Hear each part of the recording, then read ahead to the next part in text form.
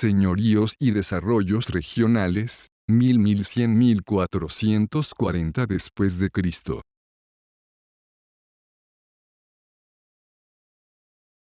Diversidad cultural y lenguas originarias. Aunque no existe una relación mecánica entre lengua y nación o grupo étnico, la diversidad y distribución de las lenguas originarias da una interesante base para establecer la diversidad cultural, gracias a muchas investigaciones entre las que sobresale la obra de Alfredo Torero, 1972-1992. Tenemos un panorama de la sucesión de lenguas y culturas en los Andes, lenguas que van superponiéndose en el tiempo pero sin eliminar necesariamente a la precedente. Asimismo, aunque se conocen las principales lenguas, también estamos conscientes de que hubo muchas otras que se perdieron en el tiempo. Las lenguas que sobrevivieron hasta el periodo colonial son la uruquilla, puquina, aymara y quechua en las tierras altas y valles. Sabemos que Yampara y Chuisem, Chuquisaca y Cochabamba tenían lenguas propias,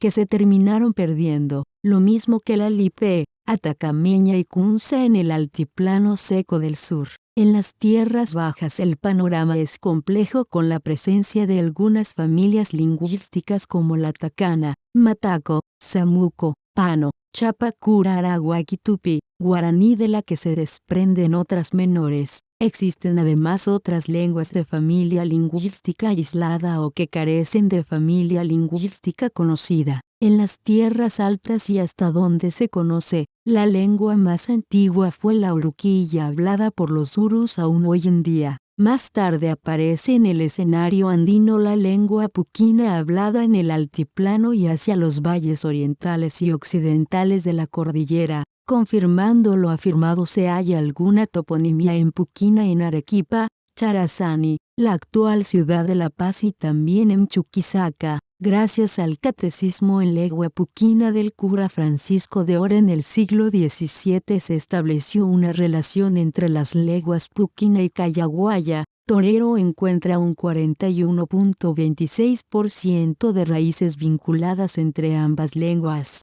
Cuando compara el puquina con otras lenguas originarias, establece que el 33.73% comparte raíces con el quechua y el 26.98% con el aymara y solo el 3.96% con la lengua uruchipaya. Fuera de estas lenguas de gran difusión existieron un número de lenguas locales menos conocidas que terminaron perdiéndose.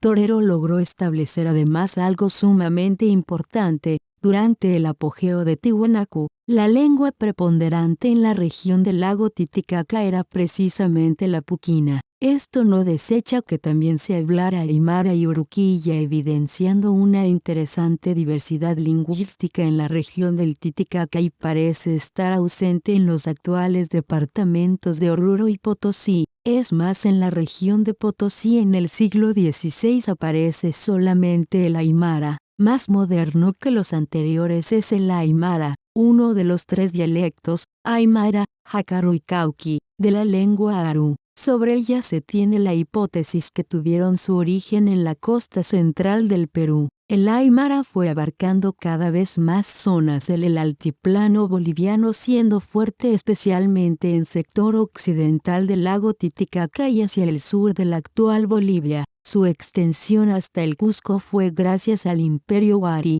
Torero, 1972, y su difusión se debe en buena parte al tráfico de los caravaneros que circularon por la región intercambiando no solamente bienes materiales sino culturales. El ámbito espacial del aymara ha cambiado en el tiempo, ganando algunas zonas y perdiendo otras. Por ejemplo, en una parte de Cochabamba y Potosí se hablaba aymara y su quechuización data del siglo XIX, Albo, 1980. En Chuquisaca se hablaba una lengua particular, hoy perdida, pero hay toponimia puquina. De hecho, hubo muchas más lenguas y dialectos hoy perdidos a favor del quechua y el aymara. El quechua ingresó a territorio boliviano inicialmente con los incas, que lo promovieron como parte de su política expansiva. Primero la hablaron las autoridades locales, los caciques y su familia, pero desde el siglo XVI los españoles contribuyeron a su difusión gracias al trabajo minero, la constitución de haciendas y sobre todo a la evangelización. Es gracias a esta última que se escribieron los vocabularios en aymara y quechua antiguos. En el altiplano sur se encuentra una diversidad lingüística dependiendo del periodo. Hacia el siglo XVI en Lipes y Atacama se hablaban las lenguas Lipe,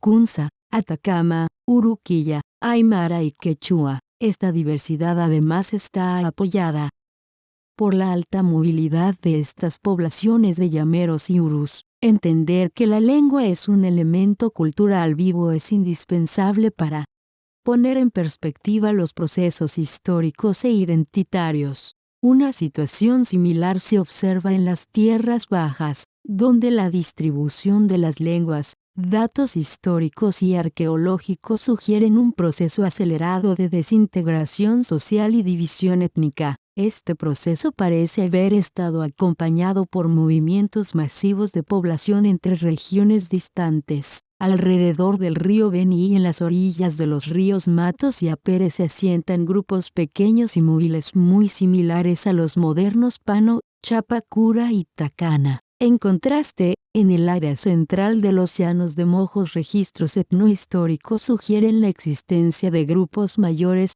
con fuerte integración política, como es el caso de los Mojo y los Baure. Actualmente no tenemos suficiente información acerca de cuál es la historia detrás de esta distribución. Desde el punto de vista lingüístico se trata en su mayoría de grupos con lenguas relacionadas de raíz arawak, lo que sugiere un origen común. Sin embargo, más allá de los datos lingüísticos es interesante pensar cuál es su relación con la desintegración de las grandes culturas agrícolas de los llanos y con la penetración inca en la zona. Mucho mejor documentado está el masivo movimiento de población en la región sureste de Bolivia. Desde el siglo XVI la región de Chiquitos en el departamento de Santa Cruz está dominada por la incursión de grupos con lenguas de raíz tupi-guaraní, algunas de las cuales se movilizaron hacia los llanos de Mojos en tiempos históricos.